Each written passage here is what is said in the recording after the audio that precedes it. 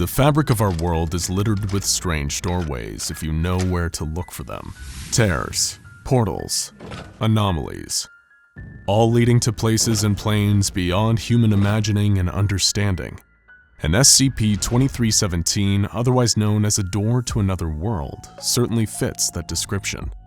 Contained and kept at all times under the watch of armed guards, SCP-2317 appears to be a simple and unsuspecting wooden door in its frame.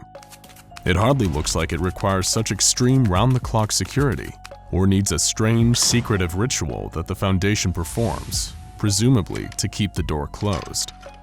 But of course, sometimes the most interesting thing about a closed doorway isn't where it leads, it's what it keeps out. Even by the Foundation's already high standards, the requirements and regulations for personnel who are assigned to SCP-2317 seem oddly specific. Psychological testing is standard practice to work for the Foundation, but an additional hurdle that anyone has to clear before even getting to glimpse at this unassuming wooden door is having a score of at least 72 on the Milgram Obedience Examination.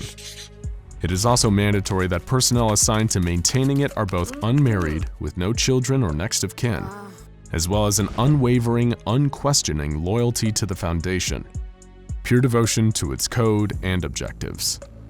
These may seem like strange requirements. After all, SCP-2317 is just a door, isn't it? Perhaps there's a reason that the Foundation keeps so much of the information about SCP-2317 buried deep under layers upon layers of security, with only the Overseer Council privy to the full details of its strange nature. Knowledge, as they say, is power. But maybe knowing too much about whatever is behind that door can prove deadly. Still, if SCP-2317 is a door to another world, an alternate dimension, or parallel reality, it must be safe enough to visit. After all, the Foundation has been sending personnel in there on a regular basis. Daily, in fact. According to the O5 Council, this is done as part of a procedure to maintain active containment of something lurking beyond that old wooden doorframe. But what could possibly warrant such constant maintenance and surveillance? In accordance with the Foundation's guidelines, all staff are required to rotate out of observing SCP-2317 after every 2 months, and spend the following 3rd month in full psychological counseling, before they are permitted to return to the containment unit housing the door to another world. It was after one of these month-long periods of evaluation that a Foundation guard was informed that his security clearance has been raised to level 3, and that he'd been selected for the duty of carrying out 220 Calabasas. He knew the name instantly. This was the title given to the daily containment procedure that absolutely had to be carried out. The guard didn't question these orders. After all, he'd been selected precisely because of his loyalty to the Foundation. He did make one request to his commanding officer, however. He wanted to know what had happened to the last guard that had performed the procedure. "Didn't make it out of psychological evaluation," the officer replied. Not letting this affect his dedication, the guard was told to prepare for procedure 220 Calabasas, along with a fellow member of Foundation security personnel. The guard was instructed to gather everything on a strange list. The first was a pre-selected member of Class D personnel, specifically a convicted murderer. Class D refers to disposable class personnel, expendable individuals recruited by the Foundation for the sole purpose of testing SCPs. Class Ds were usually prison inmates repurposed for SCP testing, and the one chosen for 220 Calabasas was no exception, serving multiple life sentences for murders, or at least that's what the guard had been told. A Foundation personnel member instructed him to refer to the Class Ds solely as the assistant from that point on. Next, the guard collected a live chicken, an obsidian-edged knife, a silver aspergillum and aspersorium, to be filled with 500 cc's of holy water that have been blessed by a priest of the Abrahamic faith, and finally, a 1 kiloton nuclear device, which according to instructions, was only to be detonated in the unlikely event of a catastrophic containment failure. In other words, the last resort. After following his instructions to the letter and without question, the guard and his colleague were briefed. The Foundation personnel member informed them that he'd be joining and leading them in the procedure.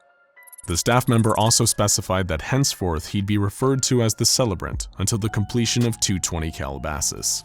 The guard was acutely aware of how specific these instructions were, but trusted in the Foundation, knowing that if they wanted this procedure performed a certain way, then it was in everyone's best interest to carry out the orders to the letter.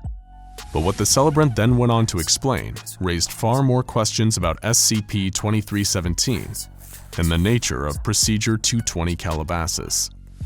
The Class D joining them wasn't actually a Class D. The Assistant, as they were now referred to, was in reality another Foundation staff member, with a Level 4 security clearance specifically tailored to SCP-2317. Every member of staff entering through SCP-2317 and taking an active role in 22 Calabasas needed to be informed that this assistant was not to be harmed or treated as a member of disposable class. Fighting back the nagging question of why the Foundation would employ this subterfuge, the guard, along with his fellow security officer, the Celebrant, and assistant, prepared for their departure through the door to another world at solar noon, when the sun was highest over SCP-2317. Solar noon, chickens, and holy water. This all seemed like an oddly occult combination for the Foundation. As they entered the old wooden door, beyond lay a barren salt plain, stretching out for kilometers in every direction. This alternate dimension, according to the briefing, was designated SCP-2317 Prime. The guard immediately noticed a ring of 7 pillars directly ahead of the group as they entered, each of them bearing intricately detailed engravings unlike anything from any era of ancient history. Procedure 220 Calabasas was carried out quickly but carefully, the guard watching as the Celebrant and assistant were careful not to miss a step. First, the Celebrant scattered holy water into the center of the pillars with the aspergillum and aspersorium, looking down at his feet and keeping a steady pace as he stepped counterclockwise around them. The guard watched intently as the Celebrant completed his circuit around the pillars and turned to the assistant, anointing his head with holy water. 7 seals, 7 rings, 7 thrones for the Scarlet King, he said aloud. The assistant, with the obsidian blade in his hand, took the chicken and dispatched it in sacrifice, letting its blood mix with the holy water. He then repeated the Celebrant's circuit in the opposite direction before stepping into the center of the stone pillars. Blood for the old gods, water for the new king, the assistant recited, pouring the remaining mix of blood and holy water over a patch of salt in the middle of the 7 pillars. Even though he knew it wasn't his place to question the Foundation, as the 220 Calabasas procedure took place, the guard couldn't help but wonder what all this was for. It seemed so ritualistic, like something deeply religious or even magical. He never bought into all that occult mumbo-jumbo, even while working for the Foundation. But he had learned not to question anything, even the strangest and most inexplicable of sights. Little did he know that beneath his feet was an ancient and unknowable horror, a beast chained and lying in wait. Contained in a chamber directly underneath the pillars sat an impossibly large creature. Humanoid and obese, its body covered entirely in scales thicker than armor plating. Branch-like horns protruded from its jawless head, pointing up to chains that hung from the 7 pillars above, each one hooked into the entity's back. All but one of the chains was broken, a final withering shackle keeping the Devourer of Worlds in its underground prison. Ever since 1894 BCE, when Erikeshan mystics imprisoned it, the Devourer has been waiting patiently for its inevitable freedom. It knows, as well as the Foundation, that nothing can be done to prevent the final chain from one day breaking. Even Procedure 220 Calabasas won't keep the creature contained. It's nothing more than a smokescreen, an act designed to create an illusion of active containment and maintain Foundation morale until a permanent solution can be devised to keep SCP-2317 imprisoned. Of course, if the guard had known this, it would have also explained the need for a 1-kiloton nuclear device as part of this staged ritual.